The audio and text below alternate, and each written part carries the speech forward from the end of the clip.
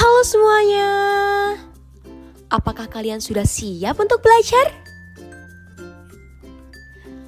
Kok kurang semangat?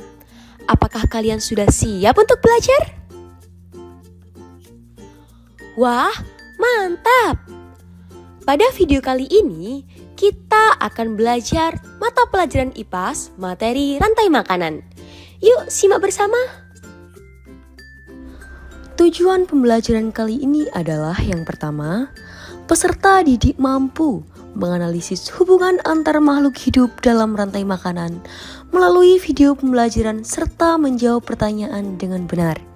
Yang kedua, peserta didik mampu mengevaluasi kebenaran hubungan rantai makanan melalui kuis interaktif dengan memberikan jawaban yang tepat. Yang ketiga, peserta didik mampu menciptakan contoh rantai makanan sederhana dengan memuat komponen produsen, konsumen, dan pengurai dengan benar. Dalam video kali ini, kita akan melakukan beberapa aktivitas nih. Yang pertama, ayo memahami. Yang kedua, ayo bermain. Dan yang ketiga, ayo berlatih. Masuk pada aktivitas yang pertama, ayo memahami. Pernahkah kalian melihat sawah? Menurut kalian, apa saja yang ada di sana?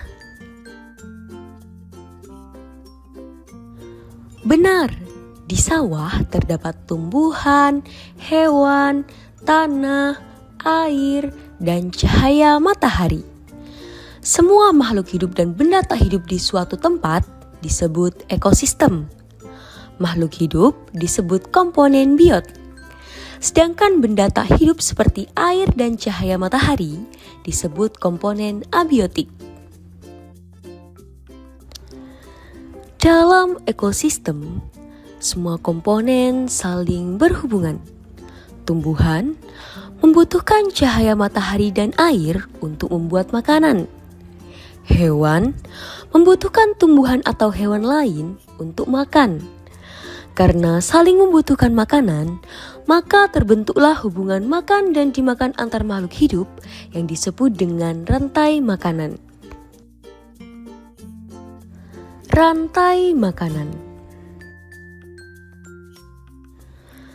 Rantai makanan adalah urutan peristiwa makan dan dimakan antar sesama makhluk hidup. Komponen rantai makanan terdiri dari produsen, konsumen, dekomposer atau pengurai. Yuk simak penjelasannya. Komponen yang pertama ada produsen. Produsen yaitu makhluk hidup yang dapat menghasilkan makanannya sendiri. Contoh produsen, padi, rumput, dan jagung. Komponen yang kedua ada konsumen.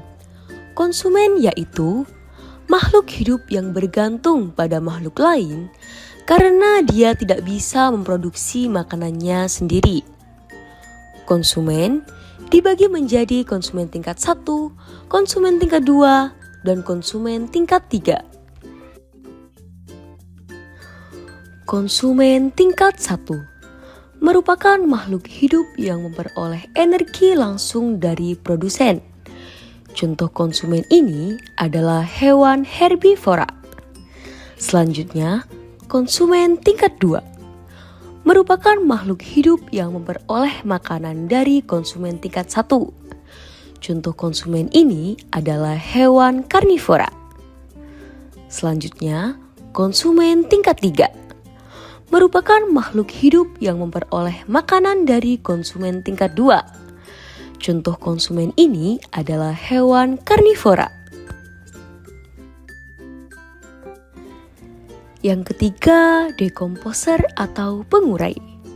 Dekomposer atau pengurai yaitu makhluk hidup yang menguraikan kembali zat-zat yang terdapat dalam tubuh hewan dan tumbuhan yang telah mati. Contoh dekomposer yaitu jamur, bakteri, larva, atau belatung. Contoh rantai makanan. pada rantai makanan padi, tikus, ular, elang, dekomposer, padi berperan sebagai produsen yang mampu menghasilkan makanan sendiri melalui proses fotosintesis. Energi yang dihasilkan padi kemudian dimanfaatkan oleh tikus sebagai konsumen tingkat 1. Selanjutnya, tikus dimangsa oleh ular yang berperan sebagai konsumen tingkat 2. Kemudian, ular dimangsa oleh elang sebagai konsumen tingkat 3 atau konsumen puncak. Ketika organisme-organisme tersebut mati, dekomposer akan menguraikan sisa makhluk hidup menjadi unsur hara yang dikembalikan ke lingkungan.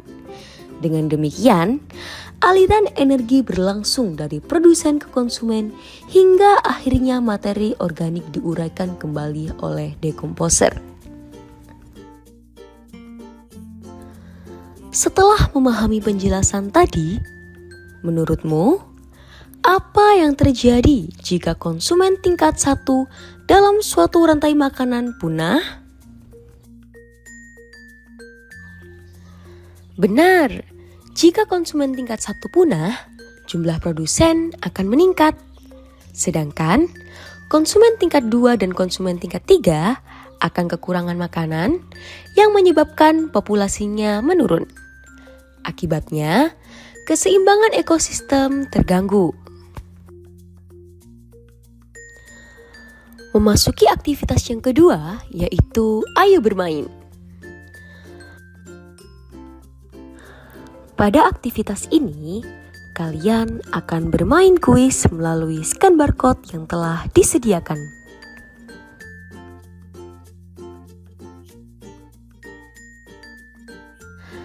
Bagaimana anak-anak? Apakah kalian senang dengan permainannya? Kalau begitu, mari kita lanjut pada aktivitas yang ketiga, yaitu ayo berlatih. Perhatikan lingkungan di sekitar kalian. Buatlah sebanyak mungkin rantai makanan yang terdiri dari produsen, konsumen, dan pengurai. Kalian bisa menggambar atau membuat bagan dengan tanda panah. Selamat mengerjakan! Baik anak-anak, sebelum kita mengakhiri pembahasan kali ini, apakah ada hal yang ingin ditanyakan? Wah, tak terasa. Selesai sudah pembelajaran kita pada materi rantai makanan. Tepuk tangan untuk kita semua. Semoga pembelajaran ini bermanfaat. Sampai jumpa pada materi berikutnya.